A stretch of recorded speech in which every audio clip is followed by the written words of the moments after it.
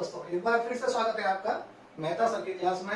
Hello friends, hello students, I am Manoj Mehta and once again welcome in Mehta sir की class. दोस्तों, जैसा कि आपको पता है, एज यू ऑल नो, कि हमने अब सब्जेक्ट्स को बढ़ा दिया है। साइंस के अलावा एबी सर, अभिषेक वैष्णव सर मैथ्स भी यहाँ क्लासेज ले रहे हैं और रणवीर सिंह सर यानी आरएस सर भी आपकी इंग्लिश की क्लासेज लेंगे। तो आप हमेशा हमारे चैनल के साथ बने रहिए। मैं कोशिश करूंगा कि ज्यादा से ज्यादा सब्जेक्ट्स मैं आपको इसी चैनल पर दे सकूं और मेरा यकीन मानिए कि ये सभी इन विषयों में बहुत वर्षों से पढ़ा रहे हैं, बहुत वर्षों से इन सब्जेक्ट्स की ट्रेनिंग दे रहे हैं। तो बस बने रहिए हमारे साथ। और हाँ दोस्तों, यदि आप हमारे वीडियोस पसंद करते हैं तो प्लीज उन्हें लाइक करें, शेयर करें और सब्सक्राइब करें और हमें कमेंट्स करके जरूर बताएं कि आपको हमारा वीडियो अच्छा लगा या नहीं। कमेंट्स में आप ये भी बता सकते हैं कि आपको किस सब्जेक्ट्स की, किस चैप्टर की यदि कोई समस्या हो तो आप हमें लिखकर भेजें। हम पूरी कोशिश करेंगे कि आपकी समस्या का सुलझाना कर सके। चलिए दोस्तों, वी आर टुडे कंटिन्यूइंग और लास्ट क्लास जो पार्ट 2 वीडियो था क्रॉप प्रोडक्शन एंड मैनेजमेंट का। वी आर कंटिन्यूइंग दिस, यानी हम उससे आगे आज पढ़ रहे हैं। In last video we were studying about agricultural practices. Last video में हम कृषि पद्धतियों के बारे में जान रहे थे। हमने पहली कृषि पद्धति जान ली थी जिसका नाम था मिट्टी को तैयार करना, यानी preparing of soil. Today we are going to learn next all practices. यह पार्ट मैं 4 पार्ट में पूरा कर रहा हूं। यह लेसन मैं 4 पार्ट में पूरा कर रहा हूं। उसका रीजन है कि मैं ये मानता हूं कि मैं यहाँ ऐसा कंप्लीट प्रेजेंटेशन दूं कि आपको उसे वापस रीड करके लर्न करने की, याद करने की जरूरत न पड़े। आप रीड जरूर करें, मैं ये नहीं कहता आप नहीं पढ़े, लेकिन मैं ये मानता हूं कि आप उसको बाद में, जरूरी नहीं है आप बच्चे पढ़े। तो मैं चाहता हूं कि मैं घास में काट के पूरी तरह से आपको उस चैप्टर को समझा दूं। चैप्टर का हर कोना मैं पहुंचना चाहता हूं। I want to approach every corner of the lesson. So we are going to start now. Next practice is sowing, बुआई। दोस्तों, जैसा कि हम जानते हैं कि मिट्टी तैयार करने के बाद खेती के लिए सबसे पहले बीज बोए जाते हैं। लेकिन क्या आपको ये बता दूं कि सोइंग जो है, sowing is an important part of crop production. Before sowing a farmer selects good and healthy seeds for sowing. There is a method for selecting healthy seed. यानी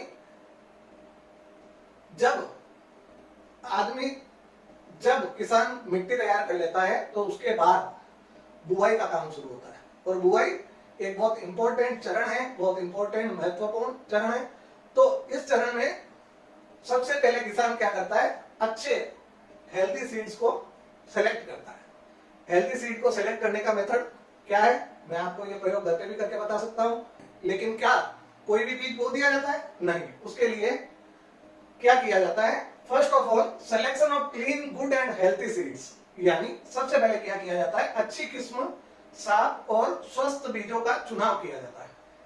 अच्छी किस्म के बीजों का चुनाव किस प्रकार किया जाता है, how we will get good seeds, healthy seeds. तो उसके लिए एक प्रयोग हम घर पे भी कर सकते हैं। We can do an experiment at home. हम एक छोटा सा बर्तन लेंगे, उसमें आधा पानी भर देंगे, उसमें एक मुट्ठी कोई भी, चाहे गेहूं हो, कोई भी अनाज या मूंग मोट डाल लीजिए, एक मुट्ठी। आपने कई बार देखा भी होगा, घर पर सब्जी बनाने के लिए मूंग मोट को जब भिगोया जाता है तो उसको कुछ देर छोड़ने के बाद कुछ ऐसे सीड्स होंगे, मूंग मोट ये सब सीड्स ही है, तो कुछ ऐसे सीड्स होंगे जो तैरकर ऊपर आ जाएंगे और अधिकतर नीचे बैठ जाएंगे। क्यों? Why they all do not float या why they all do not sink? वे सभी क्यों नहीं तैरते हैं या वे सभी डूबते क्यों नहीं है? तो इसका सीधा सा अर्थ है कि जो बीज वजन में हल्के होते हैं, कच्चे होते हैं, या किसी पक्षी ने उसको छू लिया हो, काट लिया हो, खोखला कर दिया हो, या वह बीज स्वस्थ नहीं हो, तो वह हल्का होकर ऊपर तैरने लगेगा, फ्लोट करने लगेगा। लेकिन यदि बीज स्वस्थ है, अच्छी किस्म का है और उसमें कोई भी परेशानी नहीं है, एकदम अच्छी क्वालिटी का है, तो वह सिंक करेगा, यानी उस पानी के अंदर बैठ जाएगा। तो किसान भी इसी तकनीक का यूज करके पता करते हैं कि कौन सा बीज बोने के लिए सबसे अच्छा है। दोस्तों, अगली चीज है सोइंग विद ट्रेडिशनल और मॉडर्न टूल्स। जैसा कि हमने पढ़ा था कि मॉडर्न टूल्स में और ट्रेडिशनल टूल्स यानी पहले के पारंपरिक जमाने में जो पहले के जमाने में जो टूल्स यूज किए जाते थे, कुछ तो वे औजार हैं जो आज भी यूज करते होंगे कोई ना कोई, या मॉडर्न टूल्स जो औजार हम आज के जमाने में आज की नई तकनीक के साथ यूज करते हैं। तो बुवाई के लिए दो प्रकार के कौन कौन से टूल्स हैं, उनका नाम कीप के आकार का एक फनल, कीप के आकार का एक टुकड़ा होता था और उससे नीचे की ओर 3, 4 या 2 जितने भी पाइप जुड़े हुए होते थे वे नीचे जाकर एक कठोर, चाहे वो लोहे का हो, तीखे भाग से जुड़ा हुआ होता था। हल जिस प्रकार बैलों पर हल जोता जाता है उसी प्रकार उस स्ट्रक्चर को भी बैलों के द्वारा चलाया जाता था और पीछे किसान चलते चलते उसके अंदर बीज डालता था और बीज बोए जाते थे। लेकिन उसकी कुछ कमियां थी, वो हम आगे डिस्कस करेंगे। अब स्वस्थ बीज चुनने के बाद मॉडर्न जमाने में मॉडर्न टेक्निक के साथ क्या किया जाता है, तो मॉडर्न टेक्निक में सीड ड्रिल का उपयोग किया जाता है। सीड ड्रिल आपने देखा होगा, खेतों में बीजों को बोने के लिए ट्रैक्टर के पीछे सीड ड्रिल लगता है, उसमें एक किसान ट्रैक्टर पर बैठा बैठा बीज डालता रहता है और वह अपने आप बिल्कुल सही संतुलन से एक ही प्रकार से बीज लगातार बोए जाते हैं।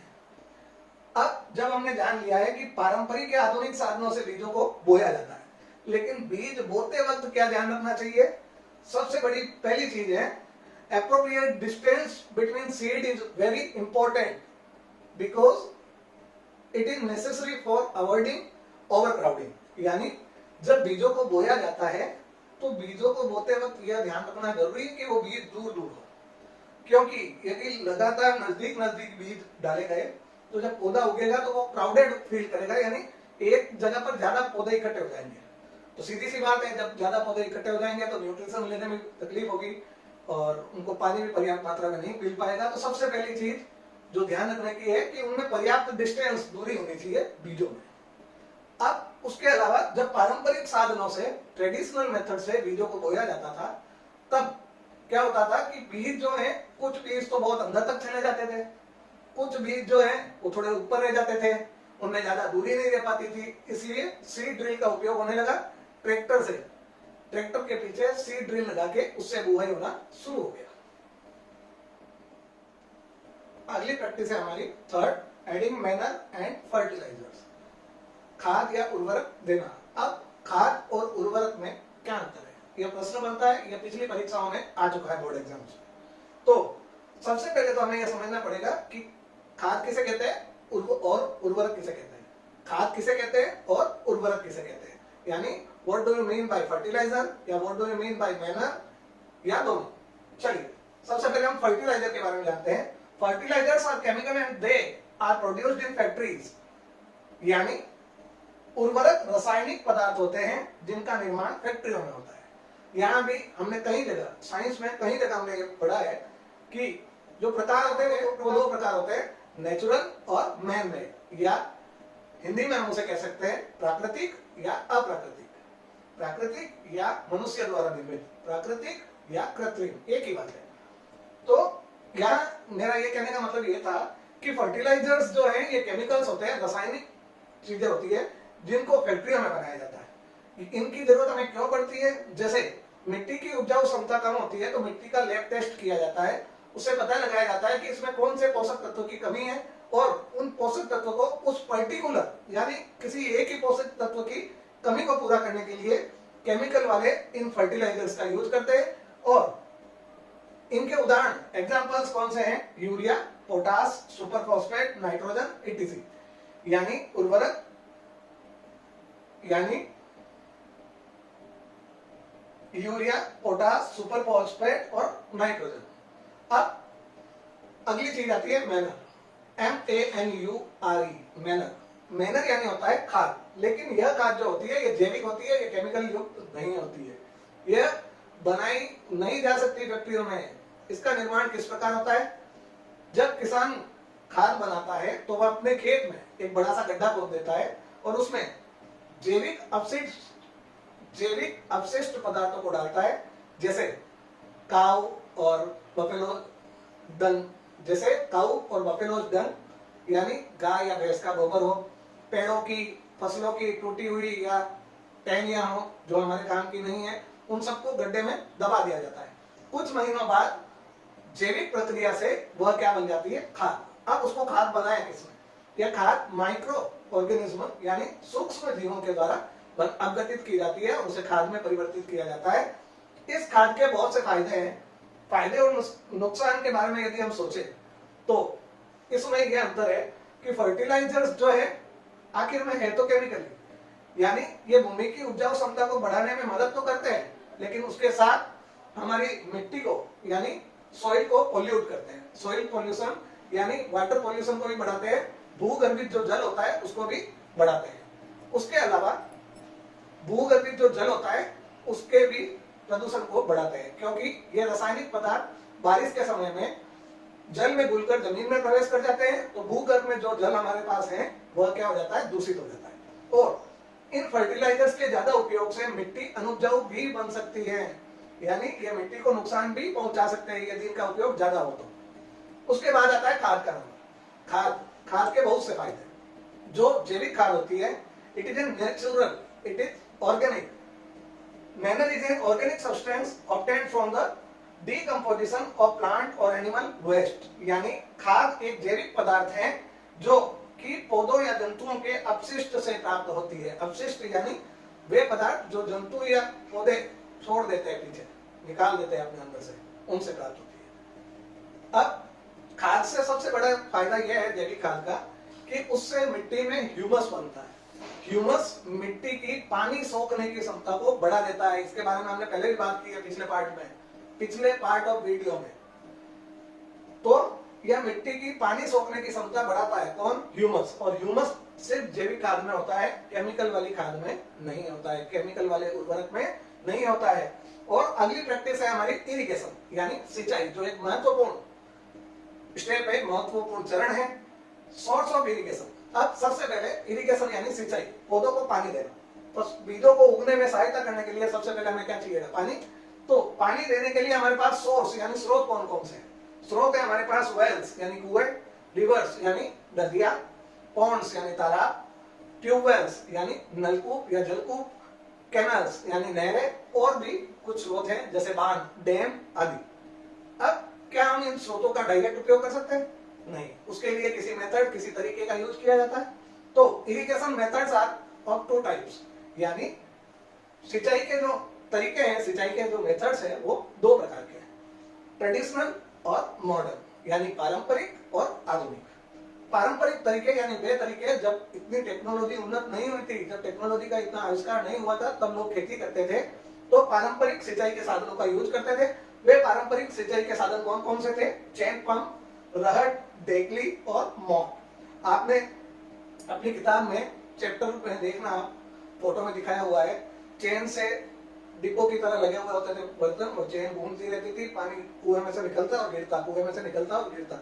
इस प्रकार के ये सब ट्रेडिशनल वे थे। एक होता है जिसके बेल बांध दिया जाता है, बेल घूमता है, वैसे वैसे वो चक्री घूमती रहती है और पानी निकालती रहती है। लेकिन अब इन के द्वारा सिंचाई नहीं होती है। अब सिंचाई होती है या तो नलकूपों के द्वारा, ट्यूबवेल्स के द्वारा या वेल्स के द्वारा, और सबसे उन्नत मॉडर्न टेक्नोलॉजी में जो सिंचाई की पद्धति है, जो इरिगेशन मेथड है, वो है sprinkler and drip system. Sprinkler system यानी छिड़काव विधि। जब लोगों ने नालियों में ऐसे ही पानी बहा के सिंचाई शुरू कर दी, तब समझ में आया यार ये पानी पौधों तक पहुंचने से पहले ही कितना तो जमीन में चला जाता है। तब धीरे धीरे स्प्रिंकलर सिस्टम का आविष्कार हुआ। स्प्रिंकलर सिस्टम क्या करता है, तो खेत के आकार के अनुसार अलग अलग जगह पर स्प्रिंकलर लगा दिए जाते हैं। उसके ऊपर फव्वारा पद्धति भी कहते हैं इसे, फव्वारे लगे हुए होते हैं जो चारों ओर घूम घूम कर अपने आसपास में पानी छिड़कते रहते हैं, तो उससे ज्यादा पानी वेस्ट नहीं होता है। लेकिन धीरे धीरे समझ में आया कि इसमें भी पानी वेस्ट होता है, ऐसी कोई सिंचाई पद्धति अपनाए कि उसमें बिल्कुल बहुत कम पानी वेस्ट हो। तो उसके बाद आया ड्रिप सिस्टम। ड्रिप सिस्टम में पानी जड़ों तक पहुंचाया जाता है, यानी जहां से जो इनमें से जो भी स्रोत है पानी का, वहां से सभी पौधों की जड़ों में पाइप लगा दिए जाते हैं, और वहां पर उन पाइप में छेद होता है। जैसे ही उस पाइप में पानी दौड़ता है, उन छेद में से बूंद बूंद बूंद बूंद पानी की गिरती रहती है और वह सीधी जड़ों में जाती है, जिससे पानी कम वेस्ट होता है। तो ये हमने 4 प्रैक्टिस पढ़ी है। अब इससे आगे की प्रैक्टिस हम पढ़ेंगे। अगली हमारी प्रैक्टिस है प्रोटेक्शन फ्रॉम वीड्स, खरपतवार से सुरक्षा। खरपतवार क्या होती है, undesirable plants global along with crops are called weeds. यानी ये प्रश्न बनता है what do you mean by weeds, तो उसका ये वीड्स की परिभाषा डेफिनेशन है, यानी फसलों के साथ साथ उगने वाले अनचाहे पौधे खरपतवार कहलाते हैं। उसके बाद खरपतवार यानी अनचाहे पौधे जो होते हैं ये खेतों की फसलों के हिस्से का पोषण, जल आदि सोखने में तेजी ले आते हैं, जिससे हमारी फसलों को पूरी तरह पोषण प्राप्त नहीं होता, तो इसलिए इसे हटाया जाना जरूरी है। तो इसे किस प्रकार हटाया जाता है, आपने हमारी मारवाड़ी भाषा में यानी राजस्थानी भाषा में हम इसे कहते हैं निदान, या हिंदी भाषा में इसे कहा जाता है निराई। यानी खरपतवार को हाथों से मैनुअली जड़ों से उखाड़ कर फेंक दिया जाता है। यानी ऐसे पौधे जो हमारे काम के नहीं है फसलों के आसपास, उनको वहीं पर रहने नहीं दिया जाता है, जड़ से उखाड़ कर फेंक दिया जाता है। और ये कार्य बार बार किया जाता है ताकि फसलों को पर्याप्त मात्रा में पोषक तत्व तथा पानी मिलता रहे। तो खरपतवार हटाने के जो मेथड है उसको क्या कहा जाता है, removal process of weeds is called weeding. ये प्रश्न बनता है what do you mean bye weeding, यानी वीडिंग किसे कहते हैं या खरपतवार हटाने की प्रक्रिया को क्या कहते हैं या निराई किसे कहते हैं, तो ये उसकी डेफिनेशन है, removal process of weeds is called weeding. खरपतवार को हटाने की प्रक्रिया को निराई कहा जाता है। It can be removed with some chemicals called weedicides, यानी इन्हें कुछ रसायनों से भी हटाया जाता है जिन्हें खरपतवारनाशी कहते हैं। जी, हम खरपतवार को दो तरीकों से हटा सकते हैं, मैनुअली हाथों से भी, और एक केमिकल आता है जिसे पानी में घोलकर पौधों पर स्प्रे कर दिया जाता है। यदि वो स्प्रे हमारी फसलों पर होता है तो भी हमारी फसलों को तो नुकसान नहीं होता है, लेकिन जो वीड्स, जो खरपतवार होती है, जो अनचाहे पौधे होते हैं, वो उस केमिकल के द्वारा मर जाते हैं। अगला पॉइंट है हमारा हार्वेस्टिंग, कटाई। अब फसल पक के तैयार हो गई तो उसे क्या करेंगे, काटेंगे। काटने का तरीका क्या है, एक आपको पता हो तो इस शेप का एक औजार आता है जिसे दर्राती कहते हैं या इंग्लिश में सिकल कहते हैं।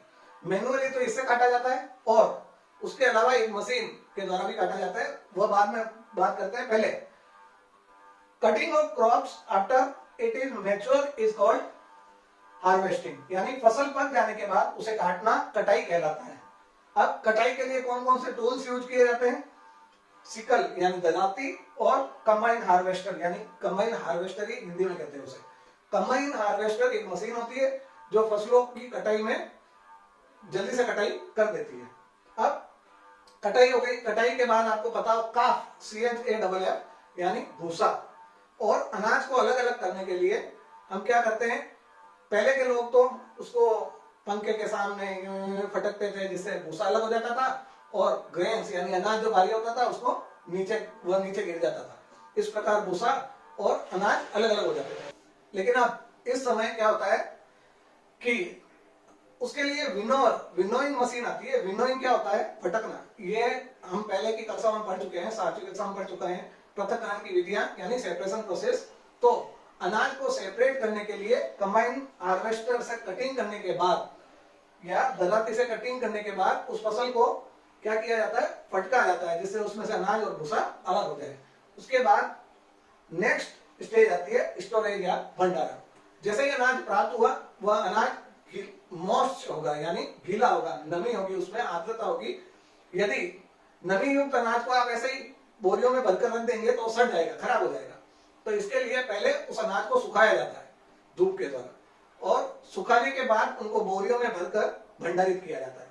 हम हमारे घर में किस प्रकार भंडारित करते हैं अनाज को, मेटल यानी धातु के बड़े बड़े पात्रों में, जिसे हम कोठी भी कहते हैं। लेकिन जहां भंडार गृह है, जहां पर अनाज बेचा जाता है, क्विंटलों और टनों माल होता है, वहां पर अनाज को किस प्रकार रखा जाता है, तो large scale storage of grains is done in silos. Silo एक प्रकार के भंडार गृह होते हैं जिसमें बड़े पैमाने पर अनाज को भंडारित किया जाता है, स्टोर किया जाता है। उस स्टोरेज में यह खासियत होती है कि उससे उस अनाज को नमी और अन्य पेस्ट यानी अन्य जीव जैसे चूहे वगैरह से बचाया जाता है। इसके लिए बड़े बड़े भंडार गृह होते हैं जिसे साइलो कहते हैं। अब दोस्तों, हमने क्रॉप प्रोडक्शन एंड मैनेजमेंट यानी फसल उत्पादन एवं प्रबंध हमारे इस मेहता सर की क्लास में 3 पार्ट में पढ़ लिया है। ये लास्ट पार्ट था।